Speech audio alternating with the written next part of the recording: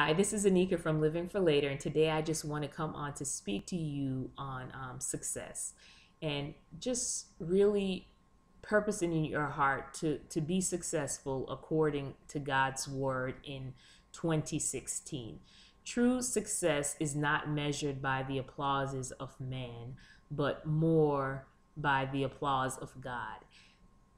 The question is, am I living my life to please others, or am I living my life to please God? Um, while people may, sing my praises because I've done something wonderful, I shouldn't really get caught up into that. The question really should be, God, are you pleased with the way I'm living my life? Are you pleased with the way I am pursuing my God given purpose? And then your question may be, you know what? I don't really know what my purpose is. I don't know why I was created. And I have to tell you that there is hope. Like, you don't have to be frustrated and just throw your hands up and say, I just don't really know. God doesn't want it to be a mystery as to why he created us, and he's not holding back. We have to first seek his face. I was reading in Jeremiah 1 this morning, and it was so encouraging because I think sometimes we often complicate simple matters because we don't want to put the legwork in. And allow me to explain. In Jeremiah 1, when God first calls Jeremiah the prophet, he says to him, listen, before you were even formed in your mother's womb, I knew you. And I have a purpose for you. And God is saying the same thing to us. Our calling may not be the same as Jeremiah's, but when God was created you, he had a specific plan for you. He had a specific purpose. He had a specific assignment for your life. But here's where the frustrating part come in, and almost, we can be foolish because it's okay, God, you created me, and I'm not going to connect with you to find out what you created me for. So I'm going through life, and it's almost like I'm walking around blindly. And yes, people may see me and think that I'm successful, but there's this inward void because I am detached from my God-given purpose. I'm not operating in what I know that God has called me to operate in.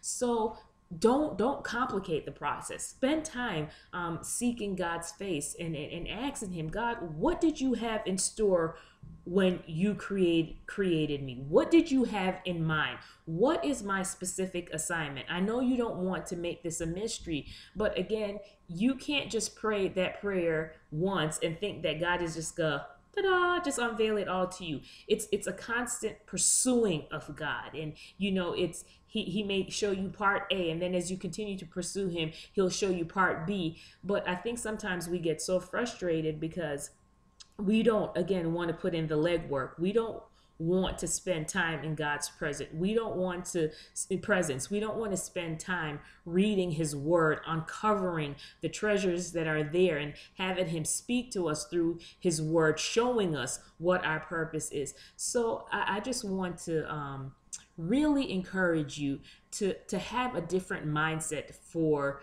2016. Make up in your mind that God, I want to be successful according to your standards. I want to understand why you created me. I don't want to waste my days here on earth, and I don't want to miss it, God. So I'm going to plant myself in your presence, get plugged in, and really figure out why you made me. And then the other piece is, I'm not going to be caught up with how others may respond. I'm not going to look for others to validate what it is that I am doing if I know that I'm pursuing your will.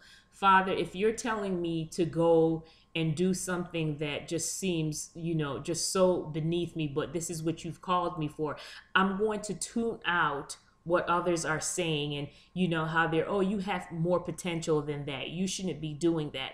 God, I'm going to go on the fact that this pleases you, and I'm doing what you've called me to do, so because of that, I'm successful. And I have to tell you that that's a huge hurdle to get over. I know, even for me, I'll just be transparent.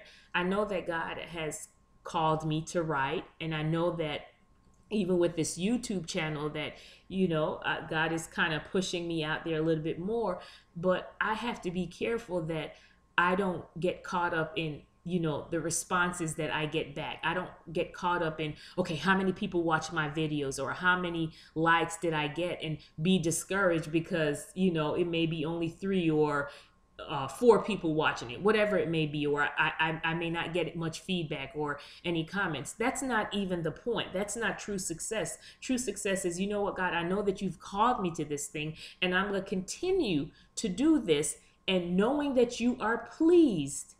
That's it. That's my life. This I'm walking in my God-given purpose. So again, don't go into 2016 frustrated, wandering, groping around in the dark. Pause. Just pause. Spend some time in the presence of the Lord and make it a habit of seeking his face and asking him, why did you create me? And then make it your business as he shows you, as he reveals to you what his purpose is for your life. Make it your business to begin to pursue that, to begin to make the steps necessary, right? Start off with baby steps. As God shows you and gives you different things to do, start there, right? Don't try to get to Z when you haven't even done A. So walk in obedience as he reveals different things to you. And I have to tell you that there's nothing like knowing that you are operating in your God-given purpose. There's so much peace that comes with it. You can't put a price tag on that. So 2016, let's go. Let's pursue living in our purpose and knowing that I am doing what I was created for. You be blessed.